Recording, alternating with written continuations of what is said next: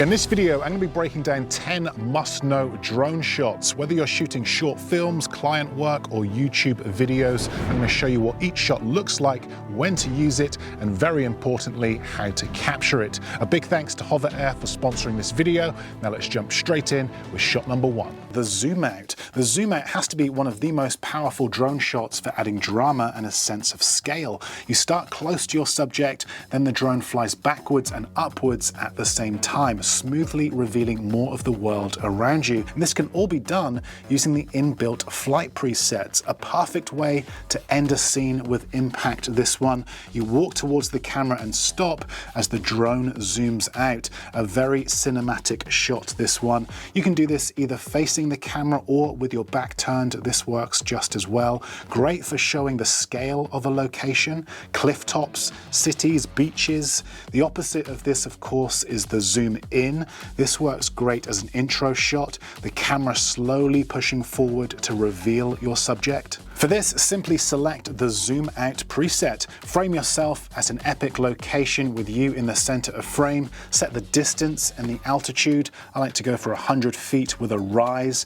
Then just let the drone do its thing. It will take off and do this completely by itself. Just stand still, add a bit of movement, whatever you prefer, and the drone will fly back and land on your hand. Okay, the low flyby. Now, this shot creates a real sense of movement and speed as the camera smoothly glides past you, revealing both you and the landscape. These shots work really well for adding energy, intrigue, and a surprise element to your scene. Great for establishing shots to help set the scene, or anytime you want to show off the landscape. You can be walking in these shots or standing still, and the drone can be either flying forwards or backwards. For this, put your drone in manual mode and use your smartphone as a remote and monitor. Hover the drone at around about head height. Make sure that you have a nice clear path for the drone to fly down, and start walking whilst using the joystick to push the camera forward. I like to start from further away so that the drone captures all of the landscape before flying by. The lower the drone is to the ground, the faster it will feel like it's moving. The top-down static, a simple but very effective shot, this one. Shoot this anywhere that looks interesting from a top-down perspective. Places with clean lines and symmetry work really well for this. For this, put your drone in manual mode and position it directly above you with interesting framing and lock it in so that it doesn't move. Then walk through the shot and show off the landscape and environment from a completely unique perspective. Also, you don't necessarily need to be walking for these shots. You could, for example, be sitting down unpacking your camera bag whilst the drone hovers above. The cinematic orbit. Now, the beauty of these self-flying drones is that they're perfect for beginners or anyone with zero flying experience because they literally fly themselves. And the orbit shot is a great example of this, adding some serious production value to your films and videos. Now, an orbit shot is when the drone flies in a smooth circle around you or your subject. It looks incredibly cinematic because the background constantly shifts whilst you stay centered. It gives the viewer a dynamic, almost 3D feel, like they're watching something epic unfold. Use this shot to show off your location. If you're standing on a cliff top, maybe some rocks at a beach, or any epic landscape, an orbit shot captures you and the full view around you in one swoop. Great for showing scale and context. Now, to capture this, put your drone in orbit mode and select your radius and altitude. I'm going to go with 20 feet for my radius and a flat shot for altitude. Always make sure that you have a clear flight path with plenty of space around you for this shot, and position yourself as the anchor. Then hold the drone out on the palm of your hand and hit the power button. The drone will then take off and do its thing. Once the drone has completed the orbit, it will fly back and land on the palm of your hand. Also, quick pro tip here, make sure to use ND filters. These will make a massive difference to the overall look of your image because you'll be able to dial in all of your settings manually. The rocket shot. The rocket shot is when your drone hovers directly above you and lifts up vertically into the sky while keeping that top-down view locked in. It's like the drone says, here's the person, and now here's where they are, all in one smooth, dynamic move. A really fun shot, this one. Great for revealing your location, works well for travel videos, short social posts, or whenever you want to grab your audience's attention. Now, for this, simply put your drone in bird's eye mode and select your altitude. The HoverAir has a max altitude of 100 feet in this mode, so let's go with that. Hold the drone out on the palm of your hand, hit the power button, and the drone will start to do the maneuver. Simply look up, and once the drone has shot up like a rocket, it will then return and land on your hand. Then in the edit, simply speed up the middle part of this clip. If you really want to bring this shot to life, add a whoosh sound effect as well as some motion blur.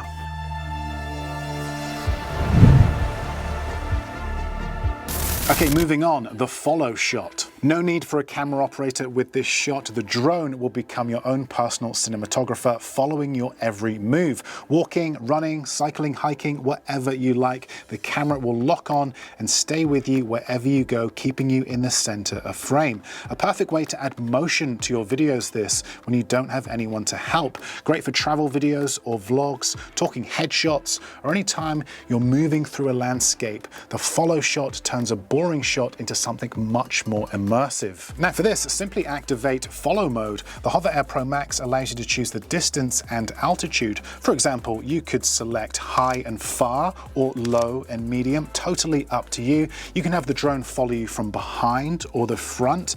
Now, when you shoot a flat shot from the front, it really does look and feel like you're being filmed with someone using a gimbal, or you can choose a slightly higher altitude, which gives you a much more drone-like feel. Also, the HoverAir has just had a couple of new updates that really help with these shots. The first is indoor follow mode. This mode is designed to give you much smoother, more stable tracking in indoor environments or tighter spaces. Great for property tours, real estate videos, or any time you want the drone to follow you indoors with precision.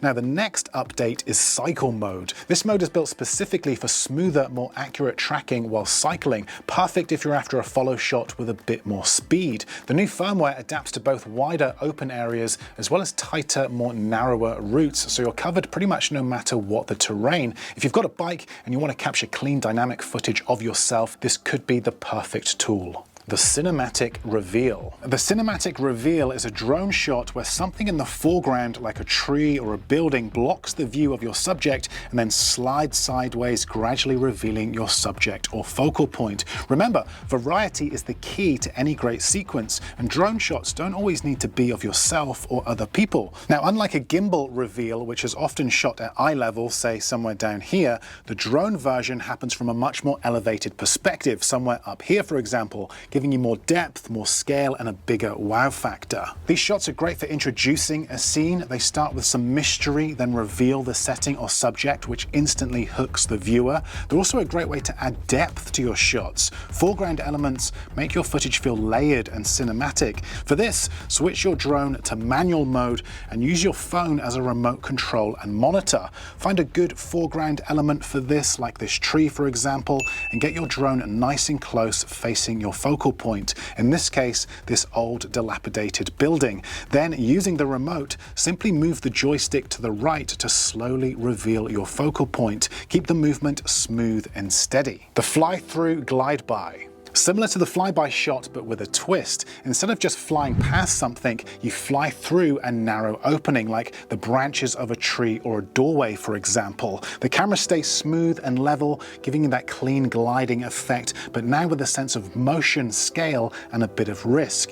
You can do this with the camera flying forwards or backwards, or with the fly-through at the end. Just try not to crash like what I did. Use this shot to create movement, interest, and tension. Flying through something makes your footage feel more exciting than just flying forward. There's a natural build-up to the reveal on the other side. You can use this shot to show off precision flying. This is the kind of shot that feels impressive even if you're a non-filmmaker. Now for this, put your drone in manual mode, exactly the same as filming the flyby, only this time look for a flight path where the drone can fly through something, starting with a larger gap and then work your way up to smaller openings once you've had a bit of practice. Okay, shot number 8, the bird's eye rotate. The bird's eye rotate is when the drone is positioned directly above your subject, pointing straight down, and then slowly rises up while maintaining that top-down view. This shot can either start low and rise up, or start high and rotate down. Use this shot to reveal your location gradually.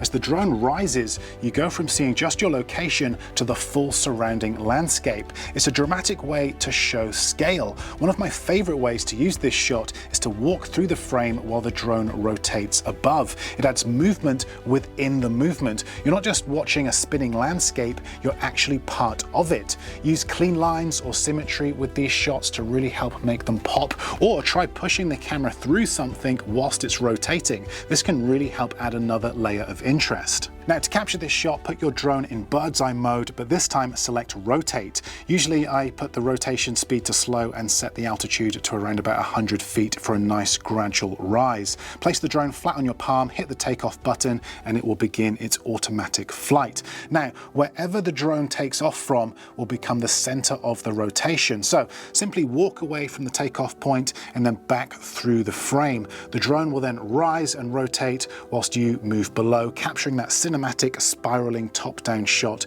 with you walking through the frame.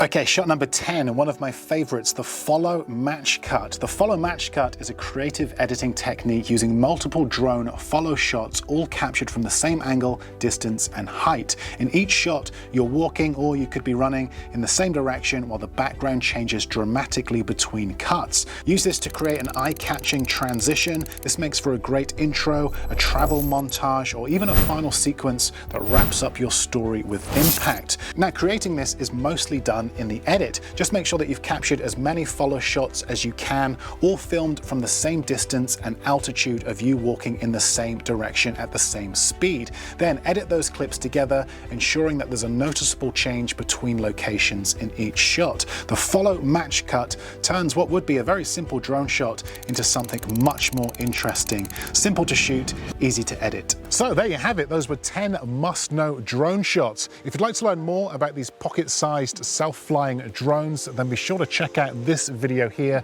where I'll teach you some more tips and techniques. But that's it from me. Thanks for watching, and I will see you in the next video.